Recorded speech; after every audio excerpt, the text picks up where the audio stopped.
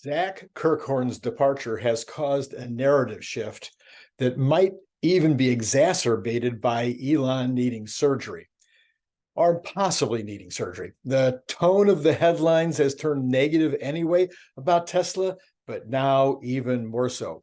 The economy getting slammed by yet another huge left hook from Moody's this morning isn't helping. The mood is likely to be temporary, in my opinion. I'll talk about that later, but both the macro and Tesla will now need some kind of a positive piece of news or a shift in order to break out of what is some new doldrums. Hi, this is Randy Kirk, and I'm sorry I'm bringing you bad news this morning, but you know what? The news isn't good today.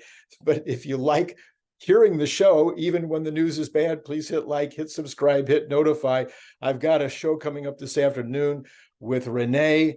It is the one I've been talking about. It is huge. We talk about every aspect of the economy, every aspect of Tesla, every aspect of how these things are going to be impacting the markets going forward. Now it'll be a little bit, we recorded a couple of days ago, so it won't include this new Moody's information or the Zach Kirkhorn information, but it'll be more general in content, which could help you maybe understand markets more. It certainly did help me.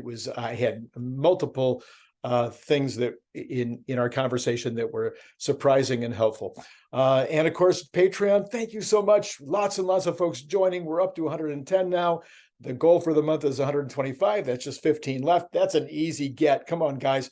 You want to go on there anyway and see the story that the book, the short book that I put up called Doing the Hard Things. And it isn't finished yet. That book is never going to be finished, I don't think. And somebody said, gee whiz, Randy, you wrote a book about doing the hard things and then didn't finish it. What does that say? Anyway, I agree. That's pretty funny. All right, let's look in. The huge news out this morning is totally out of left field. The Fed had specifically said that they were no longer concerned about the regional banks. Do you remember that? That was like a few weeks ago. Nope, regionals are looking fine. But today, Moody's has downgraded 10 banks and put others on notice of possible downgrades. This is not good, and the market has responded very badly to it. Dow and the NASDAQ and S&P all down, this is going to need an offset this is going to be a mood switch based on these regionals. These regional banks are critical to the economy not going into a hard landing. This is very, very important news. I can't stress that enough. What can be done to solve it? Well, one of the things would be to lower interest rates. And, Philadelphia Fed Reserve Bank president came out this morning on a talk and said, barring any alarming new data, we can be patient and hold rates steady. All right, so that was a very dovish statement. Not enough to change the market's attitude this morning, because no, at this point, if you get the regional banks in trouble, according to Moody's anyway, they're in trouble, you're going to need a lowering of interest rates, not just a pause. This is a big deal, and we're going to be watching this, of course, very carefully over the next few days. Well, on the other side of the coin, the National Federation of Independent Businesses Optimism Index came out this morning, and it was a bit stronger, with businesses expecting to increase hiring. There you go. Spending, also expecting to increase spending on capital equipment, which is what I've been saying, and they would expect the economy to improve. On the other side of the coin, they expect their own earnings to be down. That's because of the pressure right now of the wages being up and not able to pass any increases along right now in pricing. That's the difficulty right now. Small businesses at all levels feel like they can't pass increases along. All right, well then UPS had a big miss and extremely bad guidance. You combine that with the Yellow Freight bankruptcy, and that might give you some cause for alarm in the transport sector. But overall tonnage is headed up. Well, there's plenty of narrative out there that says that Yellow, their bankruptcy was about bad management, not about lack of freight out there to move. And I don't have any proof of this. I'm going to look a little deeper into it. I just have a suspicion, just a gut hunch with regard to UPS, that maybe this is management issues also. Obviously, they get badly going to be hurt by the recent agreement with their unions, which had some pretty significant increases in costs to them. But this wasn't about that. This issue with going forward and their guidance was not about what happened with the unions. This is a general problem for them. So I'll look deeper and report more on this later. Barron's comes out this morning and says the pump prices are 8.3% higher, 29 cents a gallon more than last month's average. So that's like about an 8% increase is pretty significant in 1 month. But again, I've been talking about that for a week. Gas prices now are going to inch up a little bit more. I think right now we're probably done, except that there's people talking about that there's a potential rough season coming in the hurricane season that always could hit the oil prices if certain derricks of certain offshore oil products or even refineries in Texas might be in danger because of the hurricane season. Not sure. We never know what's going to happen with the hurricane season, but we are already into getting close to the middle of August, and we haven't had that much hurricane activity so far. We'll see what happens as we go forward. And then while lower than last year's high of more than $5 a gallon, this will still be a blow to household budgets, said Barron's, especially during the summer when people are driving more for vacations. Falling energy prices earlier this year helped cut the growth in the consumer price index to the 3% annual rate that was reported in June. But today, oil is sharply down. This is me talking now, not Barron's, as the dollar improved and China's economy had another round of bad news with exports down 14.7% compared to a year earlier. Now, that's probably has a bit to do. China's not the favorite place to go right now by companies looking to expand, or even companies that have business there now. They're looking at India, they're looking at Pakistan, they're looking at Vietnam, they're looking at Africa. People are starting to look for other places to do business other than China. It's not the go-to place right now. So that could be part of what you're seeing here in terms of their reduction in shipments. But that is meaning less oil required by China, which would cause oil prices to go down. And so oil is sharply down this morning. So a little bit of pressure up because of worries about hurricane season, a little bit of pressure down because of what's happening with China's economy. Anyway, we're down now closer to 80, which is a good number, but still way at the top end of the range that it's been trading in for the last 6 months. Teslarati says this morning that Tesla appears to have quietly rolled out support for an official third-party app. The first third-party app is from Standard Fleet, a fleet management platform that is currently being used by a number of Tesla ride-sharing and EV sharing companies across the globe. So this is an app that other companies are already using with regard to Tesla, but now it is available and being shown on the Tesla app. Standard Fleet is the brainchild of Apple veteran and longtime Tesla owner David Hodge. Launched last year, the platform seeks to provide online and mobile tools to ensure that electric vehicle fleets are managed in an efficient and profitable manner. A key advantage offered by Standard Fleet lies in the fact that it is software-based, so fleet owners are not required to purchase any cumbersome third-party devices just to manage their fleet.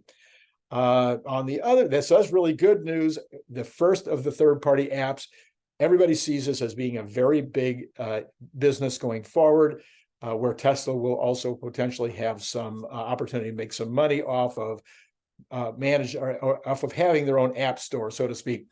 And now, on the bad news side, don't know too much about this yet. Tesla is being sued over a claimed patent breach regarding their mega chargers. Has to do with the very thing that Tesla says is the best thing about their mega chargers, all the software. Some company has said that their patents are being breached as a result of the things that Tesla is doing. These things play out over a long, long time, but you never like to see this as another negative headline at a time when, again, there is a little negativity showing up in the headlines as I scour the internet to look for these things. 10-year bond yields are down this morning, and that's very likely due to this Moody's downgrade. If the regional banks are in trouble, the Fed will have to consider that fact in their overall decision as they make their decisions going into the September meeting. That is, again, likely to mean a pause. It's already over 80% of the economists that are polled on this are saying that there will be a pause at the September meeting. But now this news on Moody's makes that likelihood even greater. And maybe the Fed will have to consider the possibility of going lower on interest rates, even in September, but certainly by November with this Moody's downgrade. Don't want to have a hard landing. They don't want to have a hard landing. And so now you have to measure, you have to weigh which is more important right now, getting inflation absolutely down, or is it okay to be close? Well, on that note, trueflation has been stuck now for a month at around 2.3 year over year. That suggests we might be getting into this last mile problem that people have been talking about. It's going to be hard to get under 2 and then stay well under 2. My overall take is the opposite. I'm sorry. I think we're headed lower, even much lower. Now, that's a gut hunch, but it's based on tons of data, including productivity data, and of course, commodities continuing lower. Those two things are still very, very critical, way up at the top of the list of things that are going to affect what's going to happen with the overall, inflation rate. And again, we've talked so much about the housing situation and how the Fed and CPI are overplaying the housing situation. So I'm not going to go back through that all over again. All right, so let's talk about the mood again. You know I'm all about the narrative, in particular on Tesla, but certainly there's always a narrative in the stock market. The narrative recently has been we're going into the second leg of the bull. Everything is good. We're in a Goldilocks situation, but now we've been slammed big time by this news from Moody's. Tesla has been slammed big time by this news from Zach.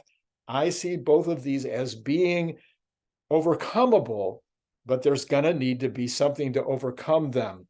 So for now, I think we're going to see Tesla, no more 300 promise, no more 300 promise this month even, until there's something on the positive side to offset the negatives that are happening both in the macro as well as in Tesla. Again, there's no predicting the market in the short term, as everybody keeps. I have people telling me in the comments, "Hey, Randy, how come you're doing all this short-term estimates?" Well, because it's fun and it's interesting, but you can't take it too seriously because it doesn't take much news in order to throw everything out the window and have to start over. So where am I right now? Where am I? I'm right now. The market is going to be down to stuck. Probably down, up, down, but staying maybe around where it is now.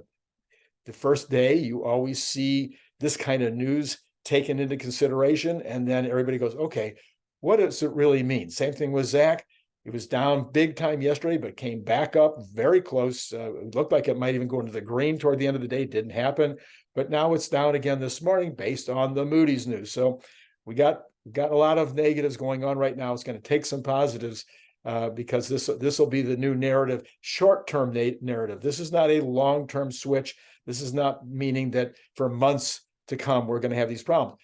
As you know, I'm talking about the Giga Catalysts that are happening with Tesla over the next 90 days, and those are still happening. The fundamentals are still in place. The big catalysts are still coming. So let's take a quick, first of all, let me just tell you, be sure to look at my interview yesterday with Brian Wang. We talked about the LK99 phenomenon. Of course, that was part of the narrative until now. Nobody's going to be talking about that today, but we're going to keep you updated daily. This is the biggest news, period. There's a card above about this. We will continue to do a daily update unless it turns out that there's just not enough news each day to do that. But expect to have one later today, as well as my conversation with Rene. Huge. A big one coming with Larry Goldberg later this week that you will not want to miss. So you know what to do in order to be sure you're made aware of those coming up. All right. So what's happening? Yes, the stock market continues down. The Dow down 340, the Nasdaq down 167, the S&P down 40. That's a balanced picture, more balanced than normal. Tesla's down 462. That is about the max for the day. It was down just a tad more, but it's looking like it is now hitting kind of a bottom, at least for now. We never know. It could be much worse before the end of the day, but 245 again is a there's definitely a point at 245, some resistance going lower than 245. All right, let's take a look at the other information as it stands right now. Again, now cryptos, people are saying crypto is a place to go now instead of gold. I don't buy that, but it is up this morning kind of nicely. The dollar is rallying this morning, probably because the rest of the world isn't doing that well. Gold is down probably more or less in response to the dollar being up. Oil again, let me look again here. Whoops, I got a problem. Oil is, yes, at $80 and $80.83. Not down as much as it was. It just switched as I was watching. So oil is kind of moving back up after being all the way down to almost 80 this morning. And then bonds under 4. The 10-year is under 4. That is a big move. The 2-month is still going up this morning. So the inversion is on. The 2-year, however, though, is also down. It's at 4.7. I'd like to see that fall below 4.5. That would be a real key. But that inversion is reducing. So that has been continuing to reduce. Kathy Woods even noted that last week in her report, that the inversion is getting smaller. Obviously, we'd like to see it reverse completely. That would be extremely good news. All right, I think hitting like and all that jazz. You know what to do. Patreon, please join Patreon. It's free, still free, 7 days free. And you can go up there and take a look at my very short book, Doing the Hard Things. I was going to give you a list of some of the chapter headings, but you can go look yourself. It doesn't cost a dime. You just go up there and 7 days for free. All right. And the deal on the books is still true. You still get a free book if you join at the $5 level, and 2 free books if you join at the $10 level. All right. That's it. It's been great.